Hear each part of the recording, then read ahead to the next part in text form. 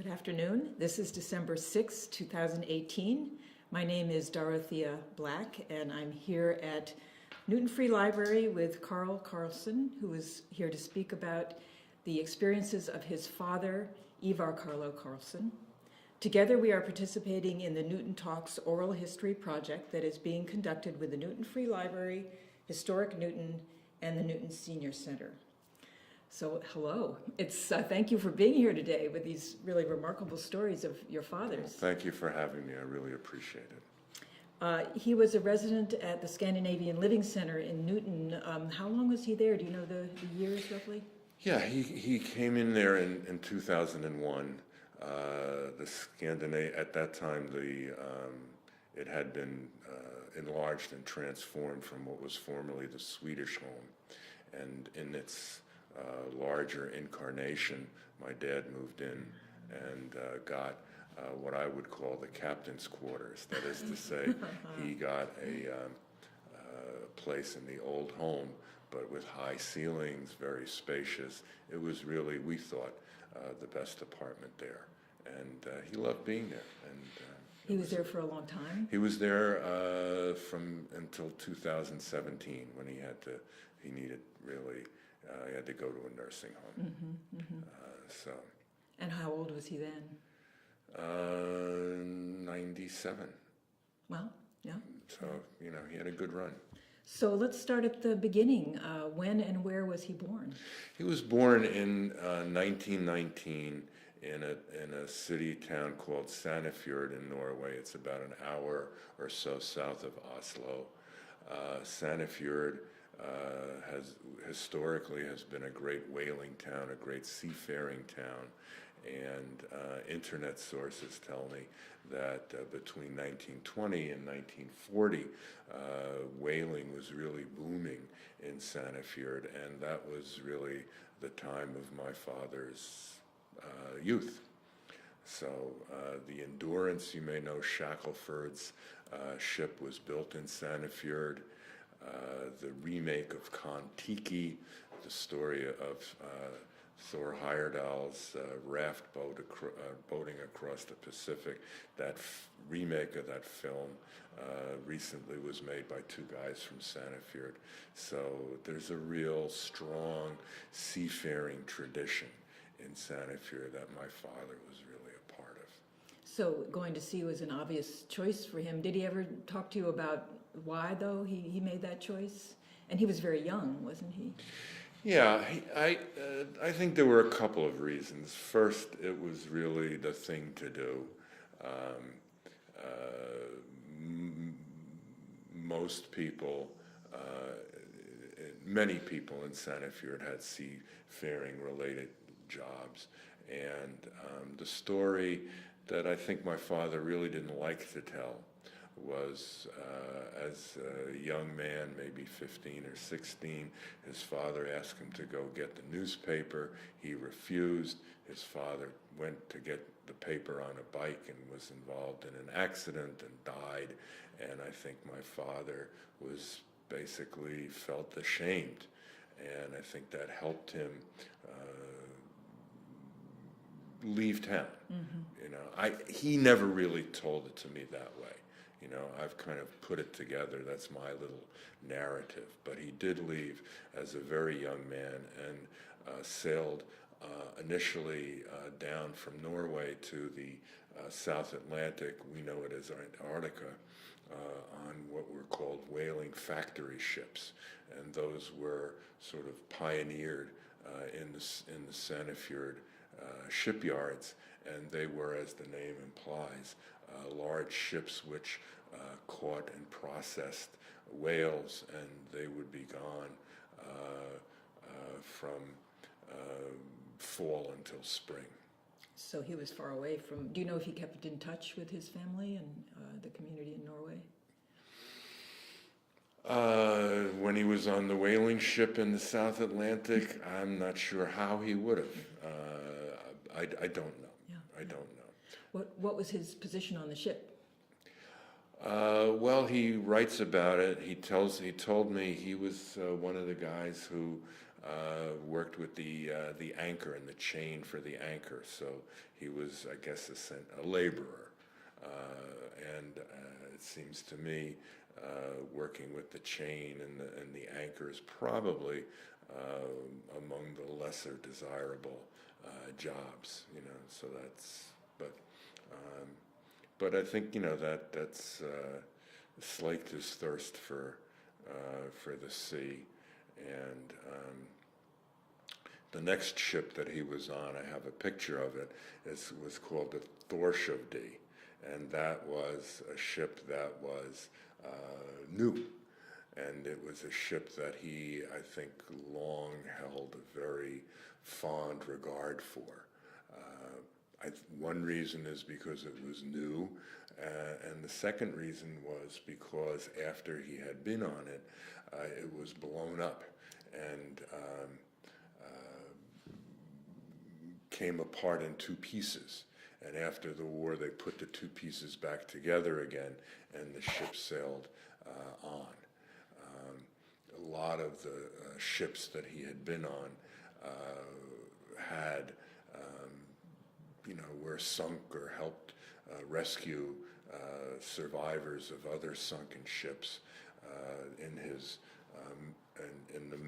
He told me, you'd have to be stupid to think this kind of work wasn't dangerous, and by that I mean merchant marine work during World War II. So he seems to have adapted really well to life at sea, and he had an interesting role in the war. But before we talk about that, are there any other memorable things about his early days? Did he need to work himself up through the ranks as a young man? Yeah, he told me about the various positions that you go through, and I think he really was committed to a life at sea. Partially, I think, because of the culture of seafaring in Sandefjord, and partially because I think he thought, he didn't really want to go home. And it must have been exciting going all over the world. Yeah. There are, a lot of places that he named, ports that he was in. I can't name them. One off the Balikpapan in Borneo. And there are other places that if I were to name them, they would be unfamiliar and they would sound exotic. And he spent, after the war, a lot of time in the South Pacific on an Army transport vessel, kind of similar to the one you remember that movie, Mr. Roberts, with Henry Fonda, and James Cagney was the captain. My father was a captain on a similar kind of ship, although I don't think he was quite the authoritarian that James Cagney portrayed in that movie. Well, in 1940, when Norway was invaded by the Germans, where was your father at that point? He was on board a ship, and he remembers, and I've captured his recollection of it. I can't tell you more than that off the top of my head, but what happened, as you may know, was that the government created a kind of corporation called Nordstrand, if I have that right, and that was headquartered in New York, and that oversaw the Norwegian merchant marine during World War II. So they were, a kind of separate entity, foreign-based, but considered to be Norwegian. So he couldn't go back to Norway during that time? Probably not. He never really gave me the impression that he wanted to. He was really, I think, concerned about working his way up the ladder to captain, and I think also he became interested in gaining U.S. citizenship through service with the U.S. Armed Forces. Do you know why, out of all the places in the world he'd been, he was interested in the United States? Brooklyn. Brooklyn was really,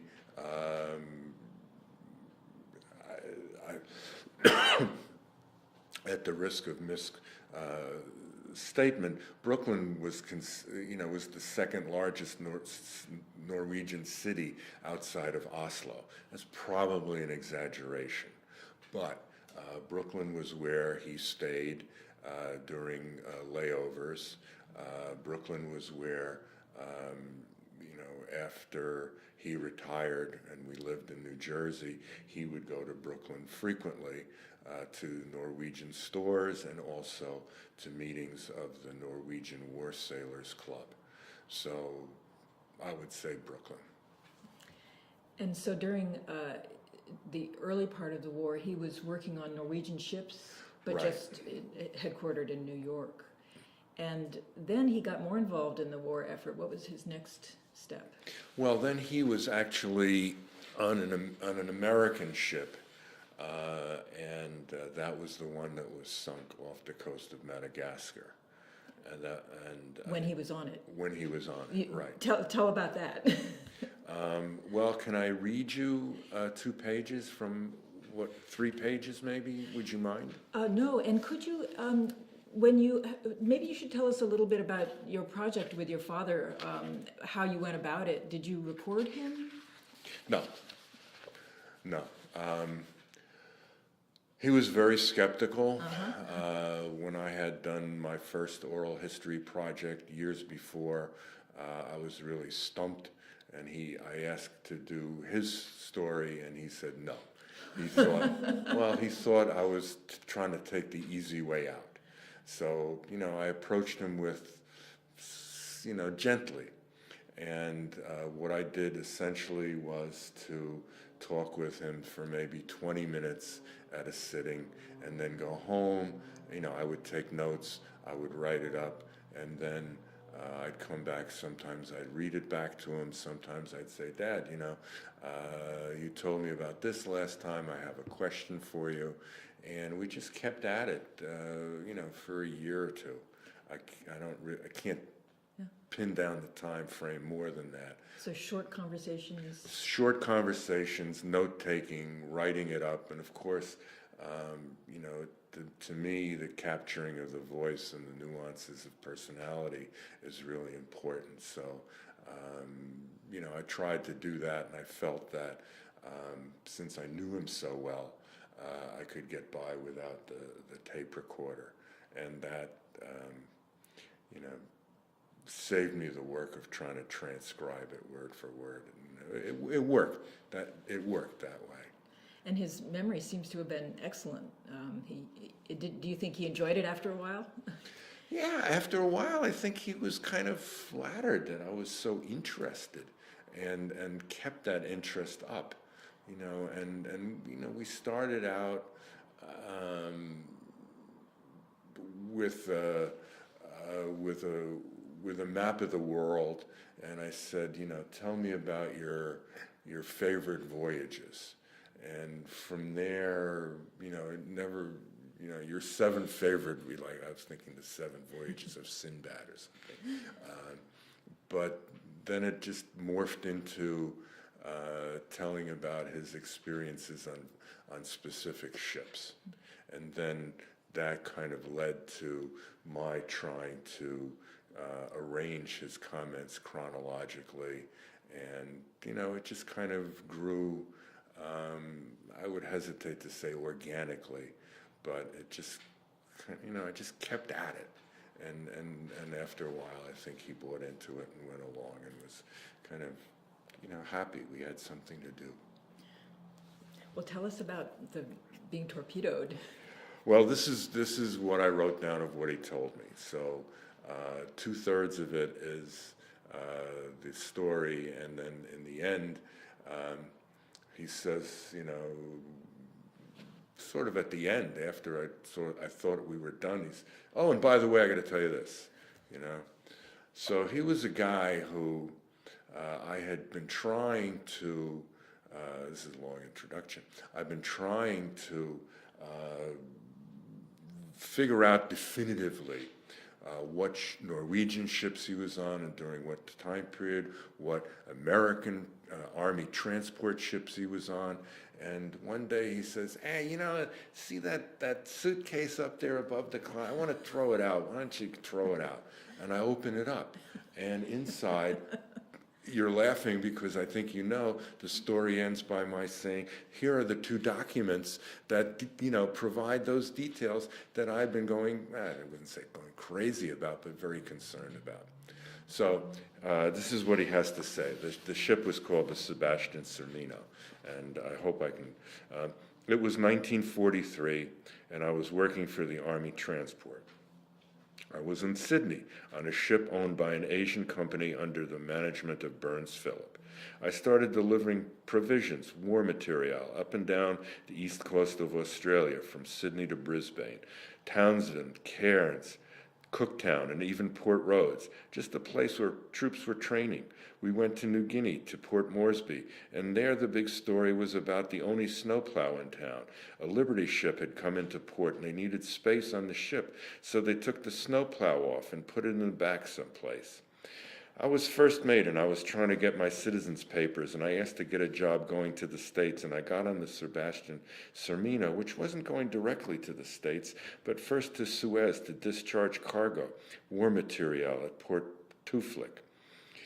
There we got an order to go to Rio to pick up coffee, and we stopped in Mombasa, Kenya, for repairs in the engine room. Heading around Madagascar, there was a strong southern current. Several hundred miles out of Madagascar, a few hundred miles east of Madagascar, we were hit by a torpedo that made a surprising, funny sound, more of a whoosh in the water. The ship was empty, and it hit in the back in the bunker tank. Seawater filled in quick, and the ship stood up and up and up, almost straight up, and then it went down. She had 75 crew and a gun crew, a big gun crew. We were the last lifeboat out. We were 11 men, and one died the next day. He was in the engine room and had been burnt badly by the steam. We had sails, so we kept sailing. The boat had room for 38. That was its capacity. A few guys huddled in front underneath the canvas. It was all American boys. They all spoke English. I was the only foreign man on board the Sebastian Sermino. The funny part was we were out 19 days, and there was enough food. Nobody was hungry or thirsty. In the lifeboat, you sat most of the time. It was 39 foot long, so you had room. You didn't go no place to sleep. You sat until you got tired, and then you fell asleep. Using good judgment, I sailed us west, aiming for Madagascar, steering northwest all the time to make up for the current. We sailed and didn't see no land, only the lighthouse on the southern tip, so I knew damn well we missed it. Navigating, guessing, steering by star and the planet Jupiter, we headed for Durban. Close to Durban, an airplane came over us and shouted there was a rescue ship ahead. I was sorry. In 10 hours, we could have sailed into the harbor.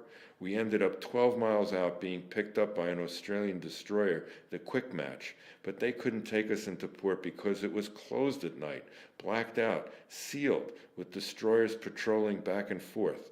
The next day they took us to Durban, and the American consul took care of us. We were in a hospital for a few days, and then sent by train across South Africa to Cape Town, where we awaited passage to the States. Somebody told me the lifeboat had been used for gunnery practice. The ship, the George W. Goethals, took us to New York, where I was discharged and I could work toward getting my citizen papers. But the Norwegian government wouldn't let me sail on any American ships. And just as a note, it was 1,250 miles from where the ship went down to Durban. So he navigated that Yes. lifeboat 1,200. Right, 1,200. He missed Madagascar, but he got Africa. I think you captured his voice. Well, thank you. So this, as I said, this is what he tells me as the project is wrapping up. And by the way, I didn't tell you this before, but it's something I've been thinking about lately. That is, while the ship, the Sebastian Sermino, was sinking, this man who was a fireman was coming out of the door from the engine room onto the boat deck, and he collapsed there. So when I saw him, I began crawling up on the sloping deck till I got up to him, and I dragged him toward the number 4 lifeboat, which was being launched. When we got close to the side of the ship, I got him on my shoulder and was able to carry him down the ladder to the lifeboat, which was full of oil and water. I stepped into the boat and slid him down off my back and into the boat, and then I got onto the boat too. The other guys in the boat dragged him away and got him up on top of the motor case where he died. The boat had a motor, and we tried and tried but couldn't get it started. John the fireman I had dragged down was hurt by the explosion in the engine room, and he died in the lifeboat that night. All the water in the boat was covered by oil spilled from the ship's bunkers. It was above our knees. We bailed it out that day and the next day. We had a bucket to bail it out, and eventually we did. We had a bilge pump, and that helped, but a guy with a bucket is much faster. All the lifeboats had floating tanks from fore to aft to keep them afloat. These were empty tanks built in underneath the seats to ensure buoyancy. Some boats I heard about were filled with kapok, which is a floating material in case the floating tanks are hit with a bullet and filled with water. I have a Coast Guard book in the bookcase, all about lifeboats. You must be very proud of him. So he was in Army Transport. Army Transport, which is an arm of the Army, which in the 90s, in the early 90s, his service was finally considered to make him eligible for veterans benefits. So they weren't initially for, the 35 years considered war veterans, so to speak. And you mentioned that all this work is very dangerous. Do you have a sense of just how dangerous? Well, he could be obviously he could be torpedoed at any time. Mm-hmm. It's not it's not like going sailing on a sailboat in the Charles River. You're in a big ocean and there are U-boats around, and you are their prey. And there were many casualties. There were many casualties, and what I discovered through the internet was that many of the ships, as I mentioned before, many of the ships that he had been on were either sunk or picked up casualties from other boats that had sunk. The captain of the Sebastian Cermino survived. He went and captained another boat. That boat was torpedoed, and he died. There were the casualty rates for the merchant marine during World War II were extraordinarily high. The estimates for the Norwegian merchant marines was 2 out of every 15 died. The estimates for all of the merchant mariners, American, and 1 in every 26. So it was extraordinarily dangerous, as those statistics that I gleaned from the internet show. What was Army Transport doing? What was their job during the war and right after the war?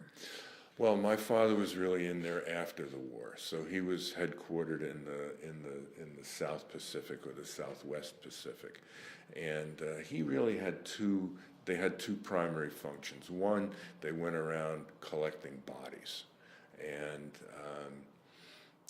the collection of bodies was kind of new to the 20th century. He also went around collecting war material that was no longer needed. He has a little clock that he got that was part of the one story that he told was that was it in Japan, but they were just driving jeeps off a cliff because it was cheaper than loading them into a ship and bringing them home. That sounded, well, it sounded from a folklorist point of view like a great story. And I was able to find, believe it or not, an article in Time magazine that verified that this was actually done. So, that was, and as I may have mentioned to you before, he was on a relatively small ship. He was a captain. He was very happy to have his own ship, but It was like the ship was sort of like the ship in Mr. Roberts, the movie.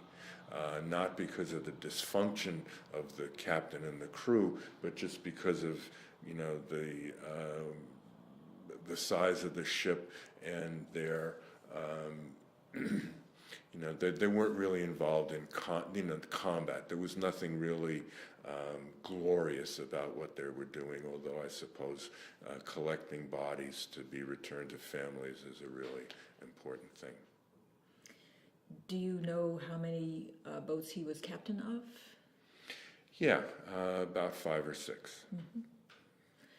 And then after the post-war activities of Army transport, what happened next?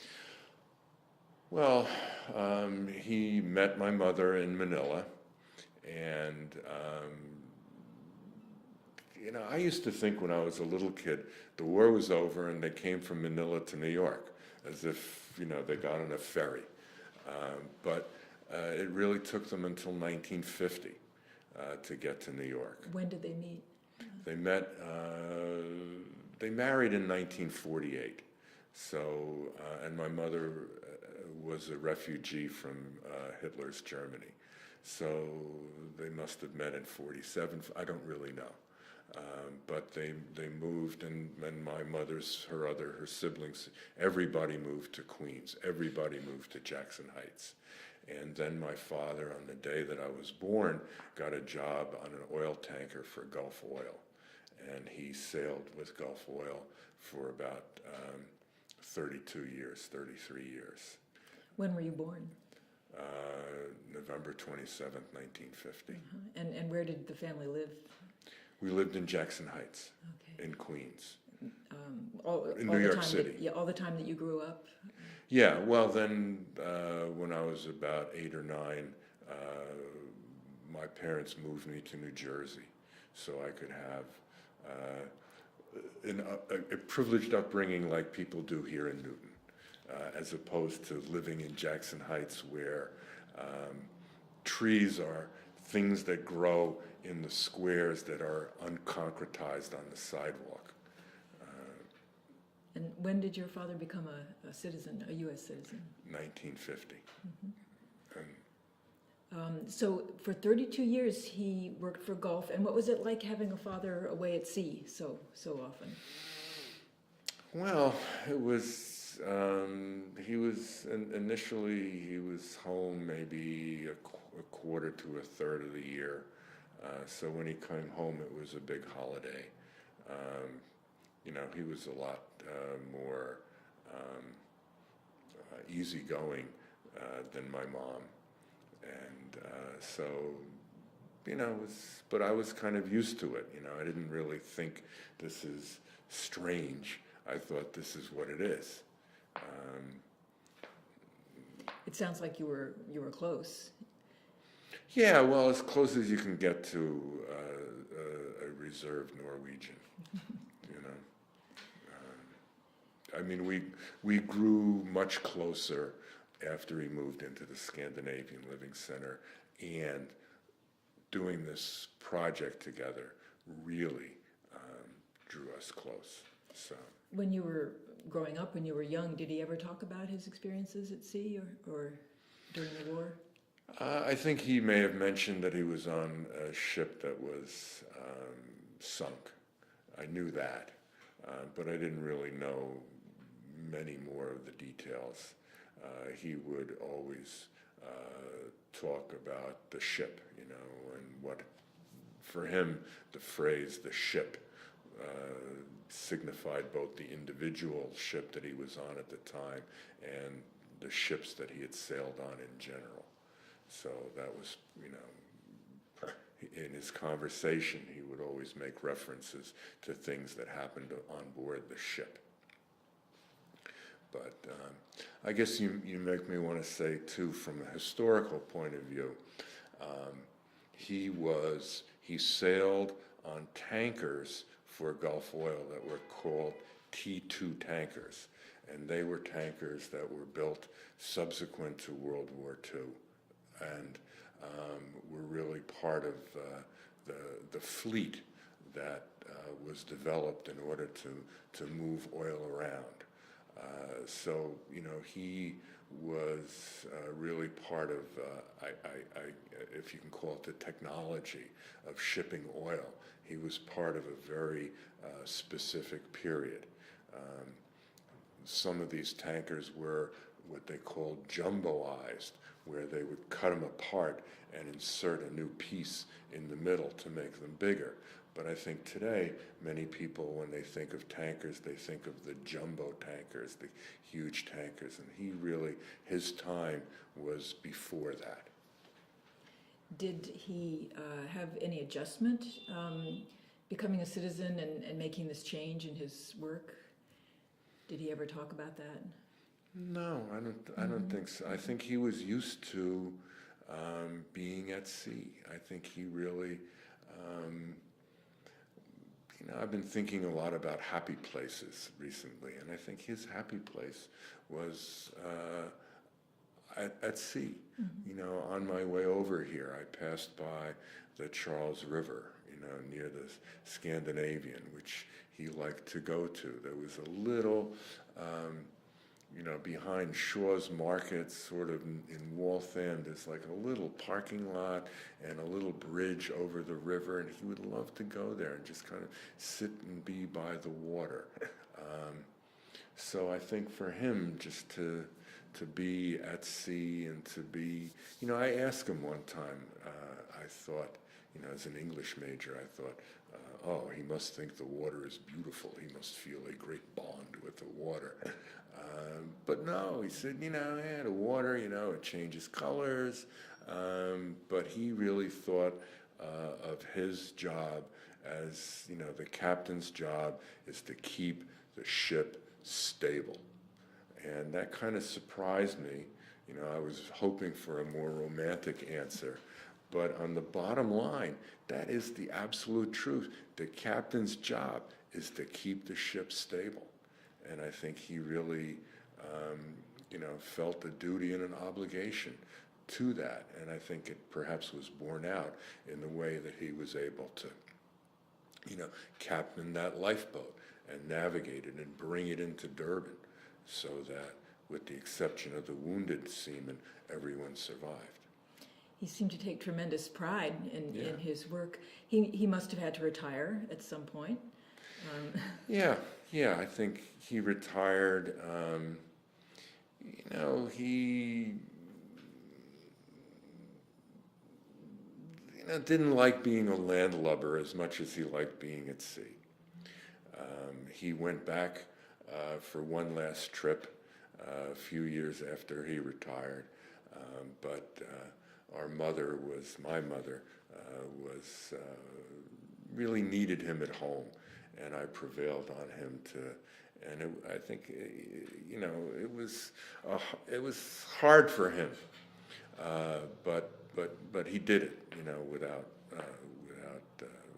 problem.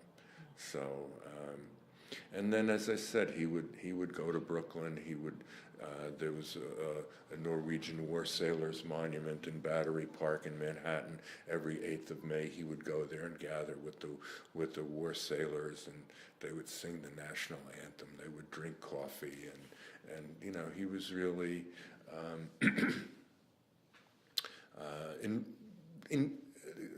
committed to that, let's say. What brought him to Newton? My mom died in '99, and my parents were living at the Granada Highlands in Malden, and my dad in the year 2000, was doing okay. And then in 2001, I noticed that he's, just seemed to be a little less interested in shopping and making food for himself. And I started looking around for places for him to live, and the Scandinavian Living Center seemed to be a good fit. And, I took him there, and then there, we met a guy named torpedoed, who was very involved with he didn't live there at that time, but Torpedoed was a war sailor, just like my father. I thought, wow, this is great. He could have a pal. And, but, you know, he's a very stubborn guy. No, no, no, no, no. Repeatedly would urge him to move. No, no, no. And finally, I just said, forget it. You know, I don't care what you do. And then he said, oh, I think I'd like to move there. And, you know, interestingly, I had coffee last week with a guy named Hans Christensen, and he's been involved with the Scandinavian Living Center, the Scandinavian Charitable Foundation, and Hans was telling me how he kind of got friendly with my dad and told him the different story of how he came to be at the Scandinavian Living Center. That, you know, Hans brought him around, introduced him to the executive director, Joe Carella, and then when it was time, he made the decision. So, you know, I said to Hans, you know, this is great. We have parallel stories, and probably the real truth is some combination of the two. So it sounds like during his time in Newton, there were other Scandinavians, other veterans, any other sailors? There were every May 8th at the Scandinavian, they would have a commemorative luncheon honoring the war sailors, and Torpedoed and my dad were there. I think there were others. I know there was a woman, and I'm not exactly sure what her connection was, but she passed away recently, and I think, you know, there's no one left to have that lunch. It was a dwindling number, but you know, they really, and I think that was important for my dad, that he was at a place where they recognized, they celebrated that, you know, his being a war sailor. I think we have to start wrapping up pretty soon, but just one more question.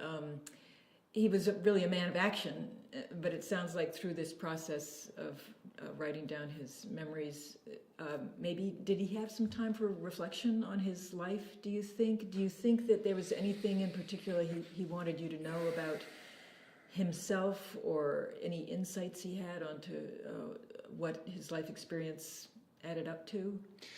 He was, you know, let's agree to call him a man of action, so that he was less a man of reflection. You know, that he would, you know, I think he would poo-poo that kind of stuff. You know, but I've been thinking a lot about his memory recently.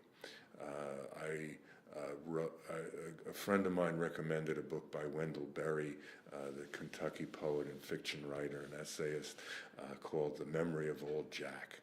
And the book is really about Old Jack's life, and how at the end of his life, things prompt him to remember certain things. Then he dies, and then, you know, the membership of the community that he lived in are left with his memory.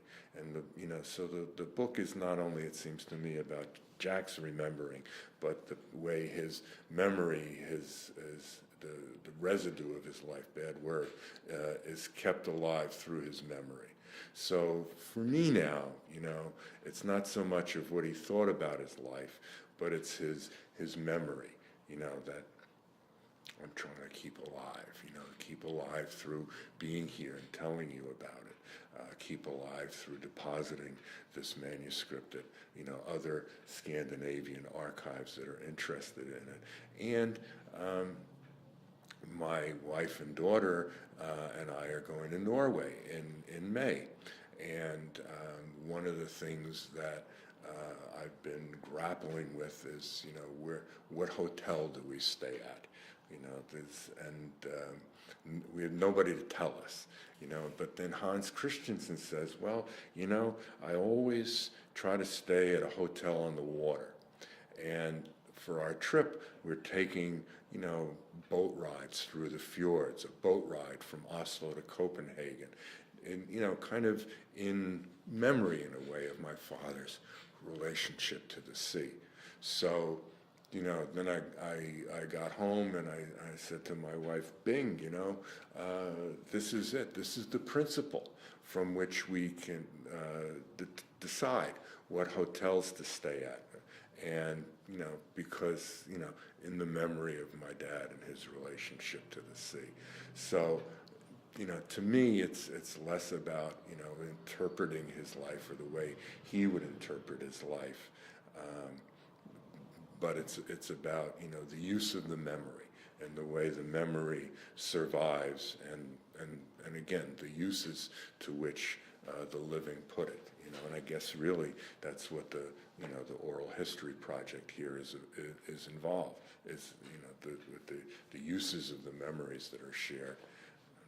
That's right, and well, thank you for sharing these wonderful memories. I think anyone who hears this will wish that they could have known your dad.